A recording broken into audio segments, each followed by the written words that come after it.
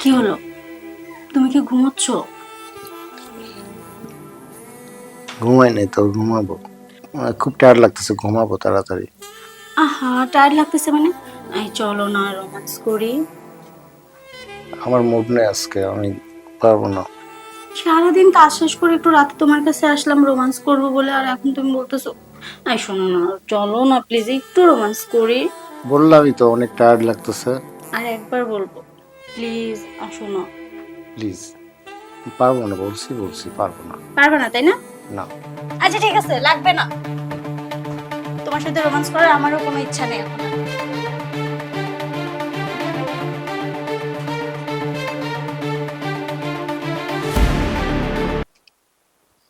কি ব্যাপার, লাইটটার কি যে হলো, আর এটা জ্বলছে না কেন?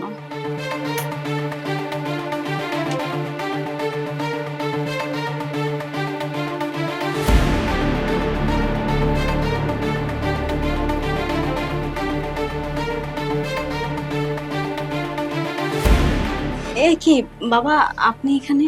হ্যাঁ বৌমা, তোমাকে কিছু কথা বলতে আসলাম। বৌমা, আমি জানি আমার ছেলে দুর্বল, সে তোমাকে সুখ দিতে পারে না।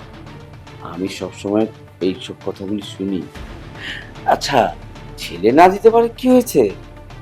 এই যে দেখো, আমি একটা এত ঝড়যন্ত্র মানুষ, দেখো না আমাকে। হ্যাঁ, আমাকে কি ভাবো বুড়ো? আসলে কিন্তু আমি বুড়ো না, আমাকে বুড়ো লাগে। এই যে মাথাটা আমার এই পর্যন্ত 60 বছর, আর এইখান থেকে একদম পা পর্যন্ত আমার কাছে কি লাগে জানো? ওই যে এই জামানের 16 বছর ছেলেগুলি আছে না, শরীর খালি কুকুর কুকুর কুকুর করে, ওই সব ছেলেদের মতো সমস্ত শরীর আমার লাগে। বাবা, কি যে বলেন না আপনি, আসলে জানেন, আপনাকে দেখে কখনো মনেই হয় না যে আপনার বয়স হয়েছে, অথচ আপনার ছেলে সামনে আসলে মনে হয় যে সে যেন মানে কতগুলো সন্তানাদি জন্ম দিয়ে বয়স হয়ে গেছে, মানে এমন একটা ভাব তার মধ্যে। আর আপনি দেখুন, এই বয়সেও এতটা। আরে, আমি তো অনেক আগে জন্মেছি। ওই যে একটা কথা আছে না, পুরন চালের ভাতে বাড়ে, মানে ওল্ড ইজ গোল্ড। তো আমি সেই পুরন লোক। আর আমরা তখন কি খেয়েছি জানো? টাটকা সবকিছু, টাটকা ফ্রেশ। হ্যাঁ, কোনো ভেজাল ছিল না। আরে এখন তো তোমার ফরমালিনের যুগ, বুঝছো? এই আমার ছেলেরা তো ফরমালিনের যুগে জন্মেছে, তো ওদের তো এমনই হবে। আর হ্যাঁ আমারটা বাবা। স্ট্রং হবে, খুব ভালো করে খেতে পারে। হ্যাঁ বাবা, আপনার মাথা দেখেই আমি বুঝতে পারছি সেটা। মাথা? হ্যাঁ, মানে আপনার মাথায় চুল নেই, আর চুল না থাকলে তাদের অনেক পাওয়ার হয়। হ্যাঁ, এই পাওয়ারটা তো এই চুলগুলি গিয়েছে এই পাওয়ারটার জন্যই। সারাটা জীবন শুধু পাওয়ারে পাওয়ারে ভাবতাম, পাওয়ার নিয়ে ঘুমাতাম, পাওয়ার নিয়ে খেতাম, পাওয়ার নিয়ে চিন্তা করতাম, সব পাওয়ারে পাওয়ারে আমার ও সমস্ত বাবা, তেল চলে গেছে। হ্যাঁ, বলো। আরেকটা কথা, কি কথা? মানে হয়েছে কি, ওই যে ল্যাম্পটা, হ্যাঁ, হঠাৎ করে ওটা জ্বলছে না, মনে হয় কেটে গেছে। আপনি ওটা একটু ঠিক করার ব্যবস্থা করুন না। আচ্ছা, আমি এক্ষুনি যাচ্ছি, এক্ষুনি ফোন করে মিস্ত্রিকে আনিয়ে তোমার এটা ঠিক করে দিচ্ছি। বাবা, ওটা মিস্ত্রি না, ওটা ইলেকট্রিশিয়ান হবে। হ্যাঁ, দুটো একই, একটা বাংলা একটা ইংলিশ। আমি যাচ্ছি। আচ্ছা ঠিক আছে। ধুর বাবা, এটা নষ্ট করার সময় পেলো না, আজকে রাতে কি জ্বালাবো, ভালো লাগে না।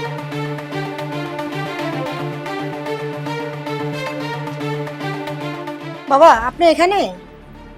হ্যাঁ, কিছু বলবে? বসো বসো বসো বসো। বাবা রাজ ফোন দিয়েছিল, ওর নাকি ব্যবসার কাজে 10 লক্ষ টাকা লাগবে। 10 লক্ষ টাকা? এই ছেলেকে আমি ছোট থেকে বড় করেছি, তার পিছনে যে আমার কত লক্ষ লক্ষ টাকা গিয়েছে।